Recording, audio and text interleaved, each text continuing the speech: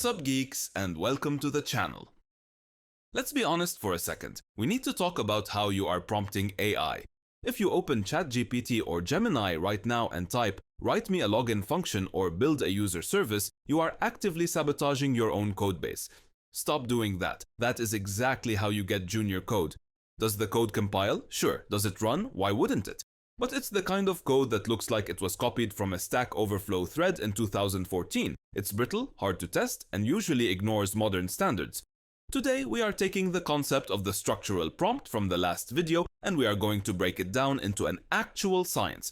I'm going to give you the exact template I use to force AI to think like a senior architect. We aren't looking for good enough. We are looking for the kind of prompts that produce production-ready code, not copy-paste chaos. There is this massive myth floating around that prompt engineering is about finding secret magic words or hacking the algorithm to do tricks. It's not. Prompt engineering is simply software engineering applied to natural language.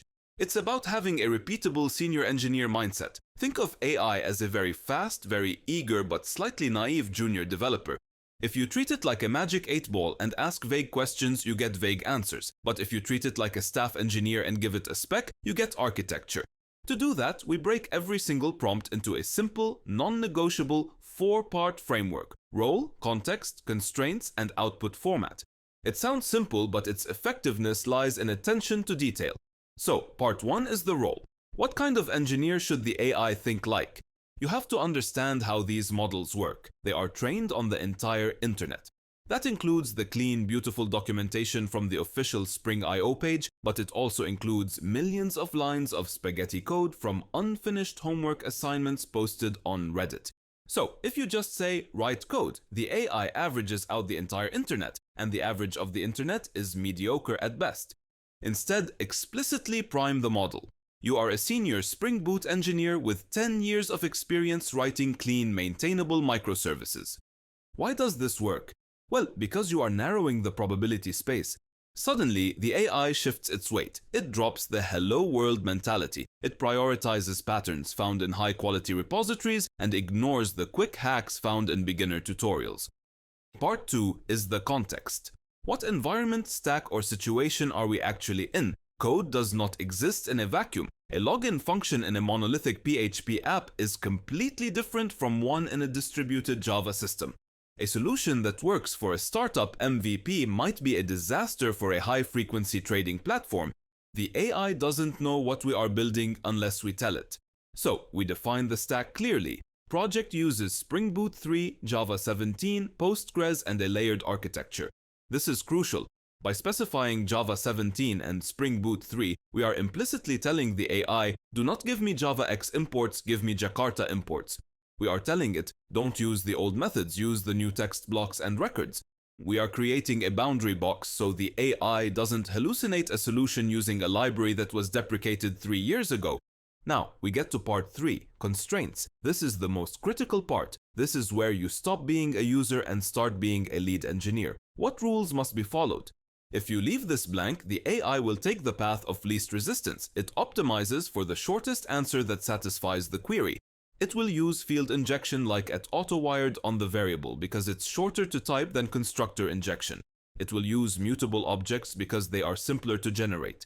It will skip interfaces. This is where we force best practices. The prompt should look like this. Use constructor injection, avoid field injection, use Java records for all DTOs, apply solid principles, do not write static helper methods, ensure all database calls are wrapped in a transaction, etc.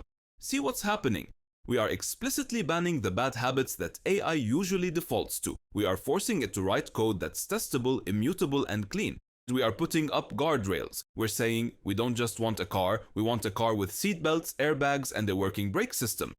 And finally, part 4, output format. How exactly should the response look like? I don't know about you, but I hate it when I ask for code and the agent gives me 3 paragraphs of text explaining what a string is. I don't need a tutorial. I don't need it to explain to me how public static void main works. I need the implementation. So we lock it down to save time. Return only the service layer code. No explanations, no imports, include method level Java.doc comments. This makes the workflow incredibly fast. We get the snippet, we review it, we paste it, no scrolling through walls of text. Now, let's look at the difference in a real scenario. Here, we have the result of the prompt, which is write an order service. Look at it. It's using field injection. It's returning the raw entity directly to the controller. A security nightmare. It has magic strings everywhere. It works, but it's garbage. And now, we have the result of our structural prompt. Look at the difference. It uses final fields. It uses constructor injection, which makes unit testing easier. It accepts a request DTO and returns a response DTO, keeping the layers separated. It handles exceptions with custom classes, and so on. The difference is night and day. One is a prototype, the other is production ready. The lesson here is simple. Garbage in, garbage out. The quality of the code you get out of AI is directly proportional to the quality of the engineering constraints you put into it. The clearer and more precise your prompt, the cleaner, safer, and more maintainable your AI-generated code will be. Precision is the only way to scale. People ask me, doesn't writing this long prompt take more time? No, it saves it. Because we aren't spending 20 minutes debugging the sloppy code the AI gave us, we aren't refactoring the mess it made, we are acting as the architect. We draw blueprints and the AI lays the bricks. So, give it a try. Stop asking for code and start asking for architecture. And that's it for this video. I hope it was helpful. Thank you guys for watching, take care, and I will see you in the next one.